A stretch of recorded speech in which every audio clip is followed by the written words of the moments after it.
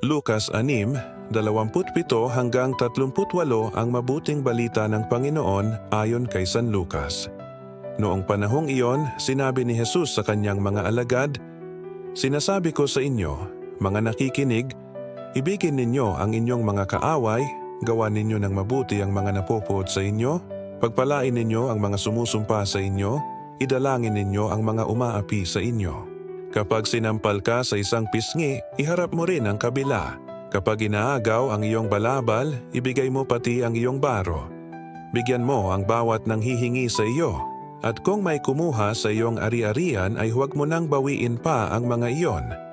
Gawin ninyo sa iba ang ibig ninyong gawin nila sa inyo. Kung ang iibigin lamang ninyo ay ang mga umiibig sa inyo, ano pang gantimpala ang inyong hihintayin? Kahit ang mga makasalanan ay umiibig din sa mga umiibig sa kanila. At kung ang gagawan lamang ninyo ng mabuti ang gumagawa sa inyo ng mabuti, ano pang gantimpala ang inyong hihintayin? Kahit ang mga makasalanan ay gumagawa rin nito. Kung ang pahihiramin lamang ninyo ay ang mga taong inaasahan ninyong makababayad sa inyo, ano pang gantimpala ang inyong hihintayin? Kahit ang mga makasalanan ay nagpapahiram din sa mga makasalanan sa pag-asang ang mga ito'y makababayad. Sa halip, ibigin ninyo ang inyong mga kaaway at gawan ninyo sila ng mabuti. Magpahiram kayo na hindi umaasa ng anumang kabayaran. Sa gayon, malaking gantimpala ang tatamuhin ninyo at kayo'y magiging mga anak ng kataas-taasan.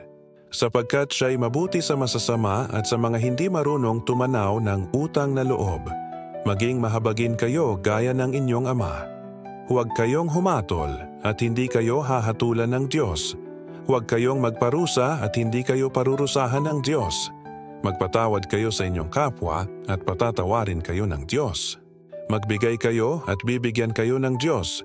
Hustong takal, siksik, liglig at umaapaw pa ang ibibigay sa inyo.